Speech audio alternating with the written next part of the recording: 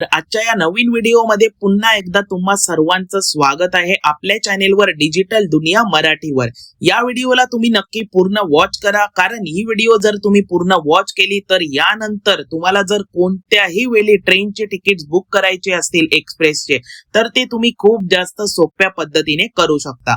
तर व्हिडिओला नक्की कंप्लीट वॉच करा। तर सगळ्यात आधी तुम्हाला काय करायचं आहे, जर तुम्ही आयफोन वापरत असाल तर तुम्हाला ऍप स्टोअर वर जायचं आहे, आणि जर तुम्ही अँड्रॉइड वापरत असाल तर तुम्हाला प्ले स्टोअर वर जायचं आहे। प्ले स्टोअर वर गेल्यानंतर इथे तुम्हाला काय करायचं आहे, इथे तुम्हाला बघा कन्फर्म तिकीट ऍप्लिकेशन इथे सिलेक्ट करायचं आहे। आणि आपला हा व्हिडिओ बघा कन्फर्म तिकीट ऍप्लिकेशन वरच आहे। कन्फर्म तिकीट ऍप्लिकेशनचा उपयोग करून कशा प्रकारे तुम्ही ट्रेनचे तिकीट्स बुक करू शकता याची इन्फॉर्मेशन मी तुम्हाला इथे प्रोव्हाइड करणार आहे।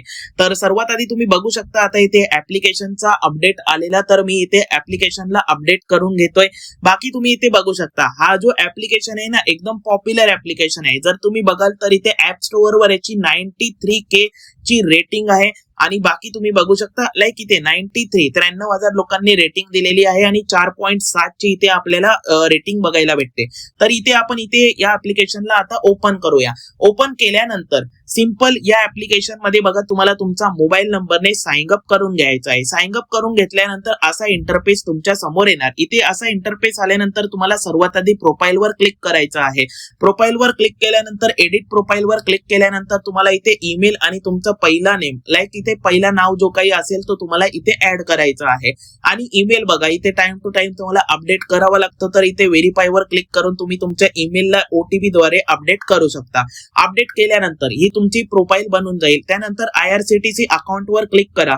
IRCTC अकाउंट वर क्लिक केल्यानंतर IRCTC युजर नेम तुम्हाला इथे बघा बनवायला लागेल। जर तुमचा ऑलरेडी असेल तर तो युजर नेम तुम्ही इथे टाका, पण त्याचा पासवर्ड तुम्हाला माहित हवा असायला पाहिजे। आणि जर तुमचा अकाउंट नसेल तर रजिस्टर ऑन IRCTC अकाउंट वर टॅप करा आणि तुमचा IRCTC अकाउंट क्रिएट करून घ्या। बघा तुम्ही कोणताही ऍप्लिकेशन यूज करा, कन्फर्म तिकीट किंवा कोणता दुसरा, पण तुमचा IRCTC अकाउंट असणे खूप जास्त गरजेचे असते, कारण शेवटी आपला जो तिकीट असतो ना तो IRCTC द्वारेच निघतो।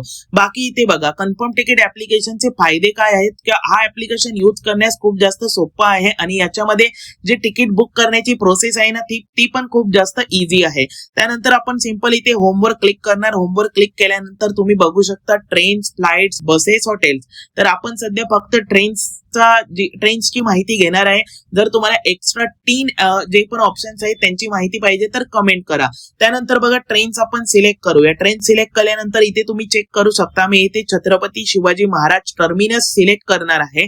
तर तुम्ही बघू शकता, आणि मी इथे मुंबईचा आहे। तुम्ही कोणत्या जिल्ह्यातून किंवा कोणत्या आजूबाजूच्या प्रदेशातून व्हिडिओ बघत आहात ती कमेंट नक्की करा। तर इथे मी छत्रपती शिवाजी महाराज टर्मिनस इथे सिलेक्ट करणार।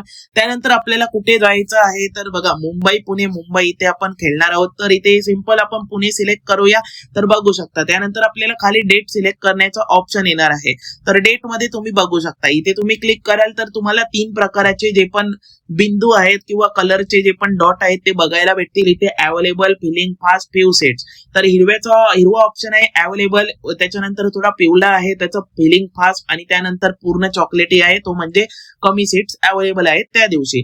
तर आता इथे आपण खाली येऊया। खाली आल्यानंतर बघा इथे टोटल आता बघा माझ्या थोडा डिव्हाइसचा प्रॉब्लेम आहे, पण तुम्ही बघू शकता इथे आपण 2 महिन्याचे जे पण काही तिकीट आहेत ना 2 महिन्यापर्यंत आपण ते बुक करू शकतो, कारण IRCTC द्वारे किंवा इंडियन रेल्वेद्वारे आता इथे एक जो आहे ना कालावधी आहे की 60 दिवसापर्यंत आपण तिकीट बुक करू शकतो। तर त्यानंतर आता इथे आपण बघा 13 तारीख इथे सिलेक्ट करतोय जुलैची।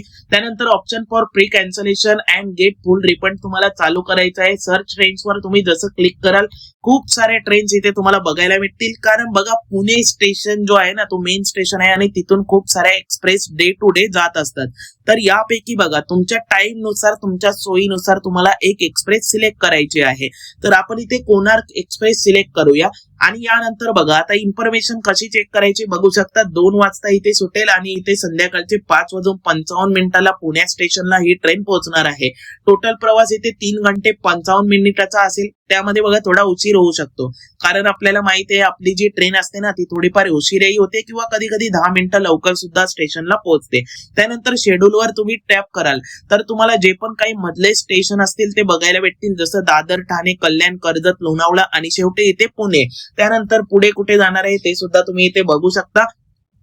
आणि सेम बघा, पुण्यातच काढायचं आहे असं नाही, तुम्ही कोणत्याही राज्यात तुम्हाला जायचं आहे, कुठेही जायचं आहे देशामध्ये, तुम्ही सेम प्रकारे आपला तिकीट बुक करू शकता.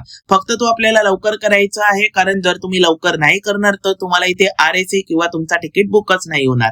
त्यानंतर तुम्ही बघू शकता इथे स्लीपर SL म्हणजे स्लीपर असणार, त्यानंतर 2A 3A असे ऑप्शन्स असतील आणि लाईक बघा थर्ड AC सेकंड AC असे इथे ऑप्शन्स असतात. तर आपण इथे स्लीपर मध्ये तुम्ही प्राइस बघू शकता, 150 रुपये आहे. या इथे 3A मध्ये 520 आणि 2A मध्ये 725 आणि बाकी देखील बाकी इथे फर्स्ट जो आहे ना त्याचा ऑप्शनच नाही आहे या ट्रेन मध्ये.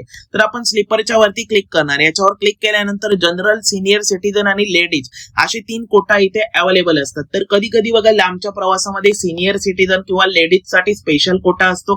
तर तिथे बघा सीट जर जनरल मध्ये अवेलेबल नसेल तर तुम्ही सिनियर सिटीजन किंवा लेडीज मध्ये, लेडीज तुमच्या सोबत असतील तर तुम्ही त्यांचा तिकीट तिकडे काढू शकता. पण त्यामध्ये बघा तुमचा सीट आजूबाजूला येणार नाही, तो एक प्रॉब्लेम तुम्हाला होणार आहे. त्यानंतर आता बघा इथे अवेलेबल 74 सीट आहेत जनरल स्लीपर कोच मध्ये. तर इथे मी बुक वर क्लिक करणार. बुक वर क्लिक केल्यानंतर तुम्हाला सर्वात आधी बघा तुमचा पॅसेंजर डिटेल सेव्ह करून घ्यायचा आहे. तर मी माझा सिंपल इथे पॅसेंजर डिटेल सेव्ह करतो. यामध्ये बघा एडिट वर तुम्ही क्लिक कराल तर तुमचं नाव ऍज पर गव्हर्नमेंट ID म्हणजेच इथे आधार कार्ड किंवा पॅन कार्ड किंवा इथे बघा एज आणि त्यानंतर तुमचा जेंडर काय आहे आणि बर्थ प्रेफरन्स वगैरे तुम्हाला नोच करायचं आहे. नॅशनॅलिटी मध्ये तुम्हाला इंडिया करायचं आहे. पण बघा जर एखादी आता बघा लेडीज वगैरे असतात ना, त्या बघा इथे प्रेग्नेंट असू शकतात. तर त्यावेळी त्यांना बघा खालचा जो लोअर बर्थ असतो ना तो उपयोगी ठरतो. तर तुम्हाला बर्थ मध्ये बघा त्यांच्या नावाच्या पुढे जो आहे ना लोअर बर्थ इथे सिलेक्ट करायचं आहे. त्यामुळे काय होईल, त्यांना लोअर बर्थ जो आहे ना मिळून जाईल. पण याच्यामध्ये प्रॉब्लेम काय होतो, कधी कधी सीट ज्या आहेत ना ते तुमच्या लांब होऊ शकतात. एकाच कोच मध्ये असतील पण थोड्या लांब होऊ शकतात. पण बघा असं गरजेनुसार तुम्ही तुमचा बर्थ सिलेक्ट करू शकता. त्यानंतर इथे बघा तुम्हाला तुमचा IRCTC ID वर बघायला मिळेल. बोर्डिंग स्टेशन तुम्ही इथे चेंज करू शकता. जसं बघा आता मी कल्याणच्या जवळ राहतो तर इथे मी कल्याण सुद्धा सिलेक्ट करू शकतो. पण जर मला डायरेक्टली CSMT वरून जायचं आहे तर मी इथे छत्रपती शिवाजी महाराज टर्मिनस सुद्धा सिलेक्ट करू शकतो. त्यानंतर मी आता माझी डिटेल सिलेक्ट केलेली आहे.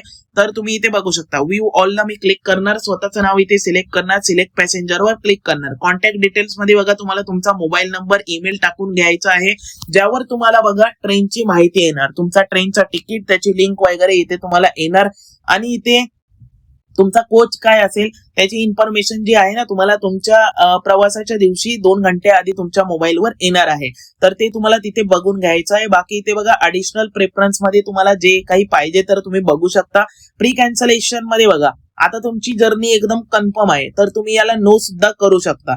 कारण बघा कॅन्सलेशन पाहिजे तर तुम्ही बघू शकता इथे जर तुम्ही बघाल ना तर 50 रुपये पर पर्सन एक्स्ट्रा चार्जेस आहेत आणि FCF मॅक्स मध्ये बघा थोडेसे अजून चार्जेस आहेत. पण याच्यामध्ये जर तुम्ही बघणार तर तुम्हाला पूर्ण रिफंड भेटणार. पण जर तुम्ही कॅन्सलेशन घेतला नाही तर तुम्ही जर मध्येच कॅन्सल केलं तुमचं तिकीट तर तुम्हाला फक्त अर्धी अमाऊंट इथे रिटर्न भेटते. तर मी आता सध्या इथे no I don't want pre cancellation वर क्लिक केलंय. त्यानंतर इथे याला तुम्ही सिलेक्ट करा, नाही करा काही मतलब नाही आहे, कारण ट्रॅव्हल इन्शुरन्स आपल्याला कुठेच भेटणार आहे काही झालं तरी. बाकी बघा तुम्ही सिलेक्ट करून ठेवा, कारण इथे 0.45 रुपये आहेत आणि कन्सिडर फॉर ऑटो अपग्रेडेशन पण इथे तुम्ही सिलेक्ट करा. प्रोसीड टू पेच्या वर क्लिक करा. त्यानंतर इथे तुम्हाला सांगितलं जाईल तुम्हाला इथे जो काही कॅन्सलेशन आहे तो पाहिजे का नाही, तो इतर आपण इथे बघा नोच करणार.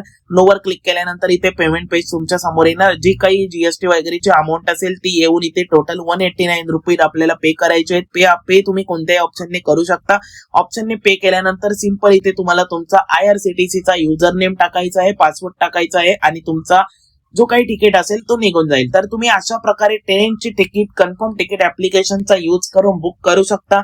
जर तुम्हाला ही व्हिडिओ आवडली असेल तर चॅनेलला सबस्क्राईब करा आणि बघा मराठीमध्ये इन्फॉर्मेशन पाहिजे तर नक्की सबस्क्राईब करा, कारण खूप जास्त कमी असे चॅनेल्स आहेत जे तुम्हाला मराठीमध्ये इन्फॉर्मेशन सांगतील आणि चॅनेलवर खूप जास्त वेगवेगळ्या व्हिडिओज येणार आहेत. तर आता आपण मिळूया नेक्स्ट व्हिडिओ मध्ये नेक्स्ट कोणत्या टॉपिक सोबत.